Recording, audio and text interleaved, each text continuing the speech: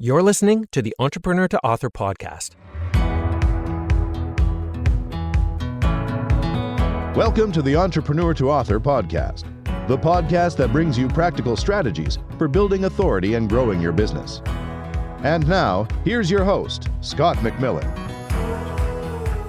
In the last episode of the podcast, I introduced a new format that I promised I'd bring back again in future episodes: the book blueprint teardown.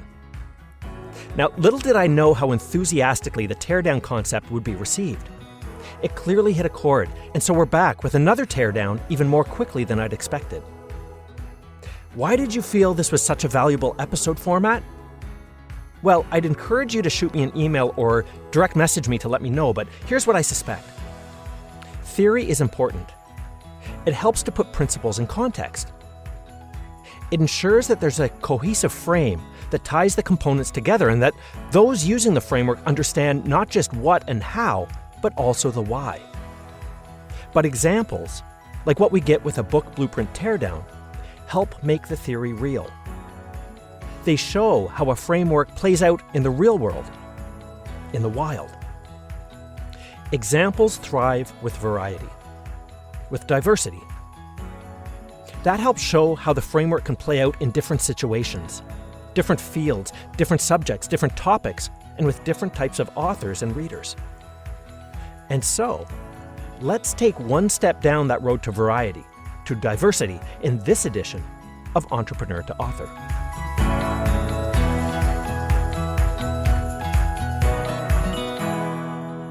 The book blueprint teardown. If you missed episode 32, here's a quick refresher.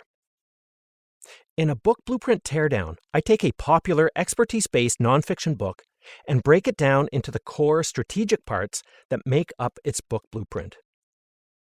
These episodes, which will be interspersed amongst our regular episodes, all follow the same format, in which I extract the key book blueprint components of the book that we're looking at, including the ideal reader, along with the current state that they're in and the future state that they'd like to be in.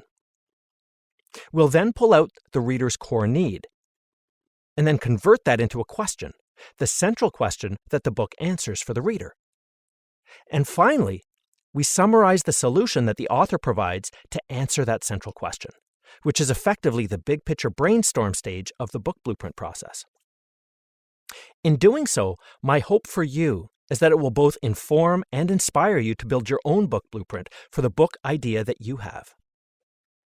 In this episode, we're looking at a brilliant book called Key Person of Influence, the 5-step method to becoming one of the most highly valued and highly paid people in your industry. Originally written and published in 2014 by Daniel Priestley. Since then, new editions have been published, including the Canadian edition that I have, which is co-authored by Reid. Now, Mike is a good friend and my business coach, and has a ton of insight around entrepreneurship and business building, so I'm sure I'll get him on the podcast for an interview at some time in the near future. But in the meantime, let's dive in to a book blueprint teardown of Key Person of Influence. The ideal reader for Key Person of Influence is the owner of a 6 to 7-figure annual revenue service-based business. Their current state is that of spinning their wheels a little bit. They're not getting the traction that they need from their business. A big part of that is that they're not seen at all different from all the other businesses providing similar services. But where do they want to be? Well, as the title of the book suggests, they want to be seen as a linchpin in their industry, as an influencer, a thought leader, a go-to authority in their field, because they know that's going to bring business success. Framed as a need, what they need is to figure out how to build their profile and stature in their field of expertise. Now that makes sense, doesn't it? But as I've said before, it can be tricky to write to a broad statement like that. So let's consider what that might need to sound like, framed instead as a question, the central question that the book answers for its readers. Recall that the key to an effective central question is to phrase it the way your reader would ask it. Keep it short and simple. In this instance, I'd say that a great framing for the central question would be, how can I become a key person of influence in my area of expertise? Short and sweet, but straight to the heart of what the reader's looking for from this book, right? The solution comes next. The solution is the answer to that central question. And a good place to start when reverse engineering a book blueprint is the contents page. Why? Because it clearly shows the structure of the book, which reflects the structure of the author's IP. And it's that structure that takes the reader on the journey from the current state we identified earlier to the future state they hope to get to by the end of the book. So, here are the major topics that Daniel and Mike cover in Key Person of Influence. First, they make the case for change. They lay out the reasons why becoming a key person of influence, or a KPI as they call it, is important. And that's a great place to start. Next, they lay out the 5 components of the KPI framework, which they call the 5 Ps. And these are pitch, which is all about how you communicate who you are, what you do and for whom, and why you do it. Publish, which is about developing intellectual property, thought leadership, and publishing it out into the marketplace. Much of this is about writing and publishing a book, but extends to other content formats and distribution channels as well. Product.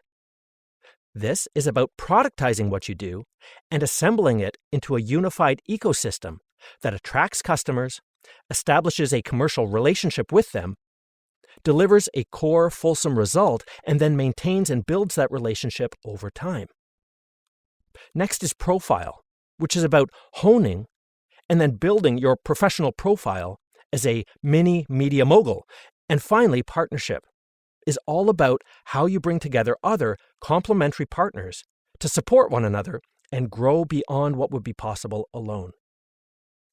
Pitch, publish, product, profile, partnership. The 5 Ps of the Key Person of Influence method. Now, as usual, you'll find a one-pager that visually summarizes this teardown over at entrepreneur-to-author.com/podcast/resources. That's a free resource for you, and I'll put that link in the show notes for easy access. My goal with these teardowns is to help you bridge that knowing-doing gap, so you can put the concept of a book blueprint into action. And as you do, remember this.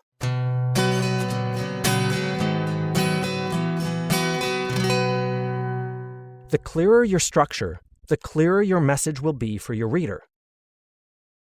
The key to a clear structure is to plot it out explicitly before you even begin writing.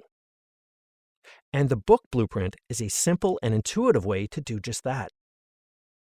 If you're keen to learn more about how to build the book blueprint for your book, visit entrepreneur-to-author.com.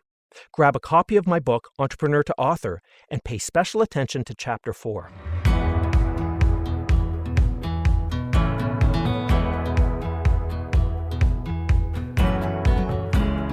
Now is the time.